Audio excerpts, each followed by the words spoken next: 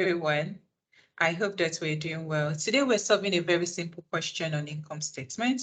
And the question says the following trial balance has been extracted by the bookkeeper of M. Athens at 31st May 2016.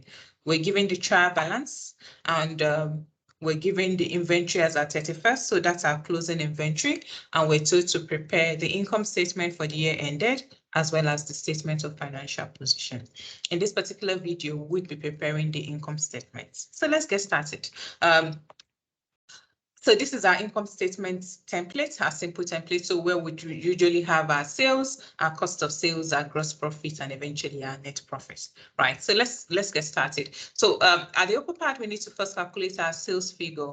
We do that by by extracting what our sales is. So if we come to the trial balance, our sales is 38,500. We'll pick that figure and we'll put here as our sales figure, 38,500. Do we have any return inward? So of the sales that we've made to our customers, did our customers return back anything to us? If they did, then we need to subtract it from the sales figure. But looking at what we have in the trial balance, we do not have a sales figure. What I'll do is I would highlight whatever figure we take away from the trial balance, just to make it easy for us. So we don't have any returns inward, so it means that there is a dash. And then if there is a dash, then 38,000 minus 35,000 gives us 38,000. So it's still what we have. So we go to our cost of sales. Cost of sales would be our opening stock. We add our purchases to it, what we've added into the business. We add also our carriage inwards. So in the previous videos, when we're looking at terms, accounting terms, we have said that carriage inwards is all of those delivery costs that is linked to making the goods available for sale. So linked to our trading activities of getting the goods ready for sale. So we're adding that to our purchases. It could be delivery, it could be posting, anything that helps us in making, the goods that we have available for sale. Would include that to the purchases. So we add our carriage inwards. Carriage outwards, on the other hand, is part of, we already have the goods for sale. So now with, maybe the delivery and postages cost of getting the goods to our customers. Now, the reason why we haven't added carriage outwards to sale is because that expense amount is not something that helps to get the goods available for sale. The goods is already available for sale. So we call it selling and distribution expense. So if we have carriage outwards, it would be in the expenses. It would not be added to sales here. So it's an expense. Carriage inwards is also an expense, but it is a direct expense that is linked to the making the goods really available for sale, to the production of the goods kind of. So that's why we have carriage inwards here. But if we had carriage outwards in the trial balance, it would be in the indirect expense, part of it. Okay, so let's pick our opening inventory. So in this trial balance, we do not have an opening inventory. We only have a closing inventory. So inventory as at 31st May at the end of the period is the closing inventory. So that's all we have. Purchases, so we're going to put here dash, we don't have you. Purchases, do we have purchases? Yes, we have purchases. So we'll pick purchases 29,000. And we're going to put purchases here as 29,000. So I'm just going to, so that we know we've taken this figure out. Okay, so carriage inwards. No, we don't have carriage inwards in this trial balance. So we have that. Return outwards. No, we do not have return outwards as well. Sorry.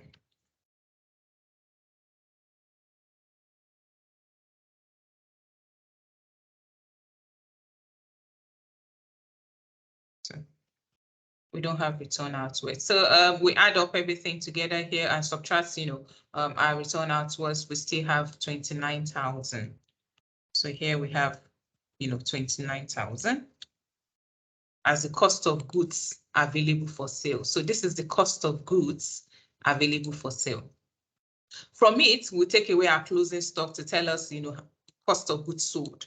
So if we take away closing stock from our cost of goods available for sale, so we're going to put this just to show us that we're subtracting. So if we take away closing stock from cost of goods available for sale, we would have the cost of goods sold. That is the cost of sales. So we have 29,000 here. We take away 5,450.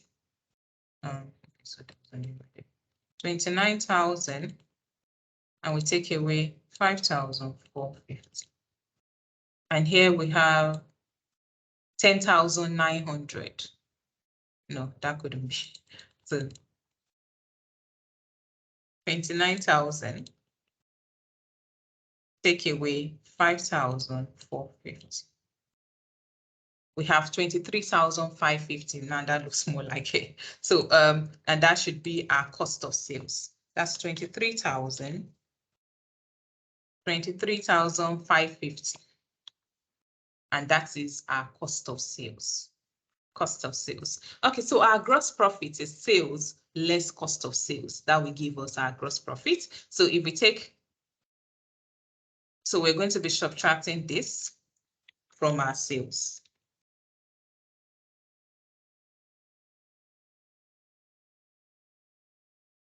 So here we have 23,550.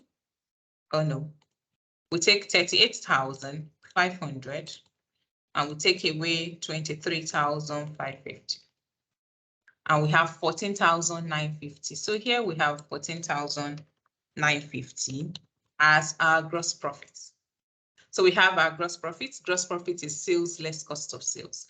To get our operating profit, we need to take away our expenses. So let's look at, what are the expense amounts that we have here. Capital, no, that's not an expense. We have general expense. General expense. So we come here, we write general expense. And for the general expense, we have 500. So our general expense is 500.